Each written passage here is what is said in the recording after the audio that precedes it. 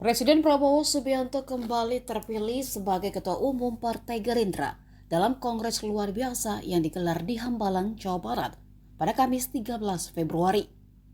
Dalam KLB tersebut, Prabowo juga diminta kembali oleh kader Gerindra untuk mencalonkan diri di Pilpres 2029.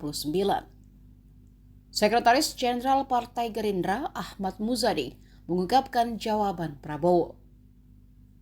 Mantan Menteri Pertahanan itu mengatakan jika dirinya bersiap, namun meminta waktu agar menyelesaikan tugasnya terlebih dulu sebagai presiden dan memenuhi janji kepada rakyat. Menanggapi itu, pengamat politik Rocky Gerung melihat situasi tersebut akan berdampak pada langkah politik Wakil Presiden Gibran Rakabuming-Raka.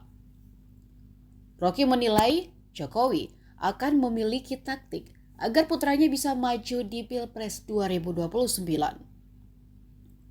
Penetapan Prabowo Subianto sebagai calon presiden pada Pilpres 2029 sudah diantisipasi dan ditunggu banyak orang.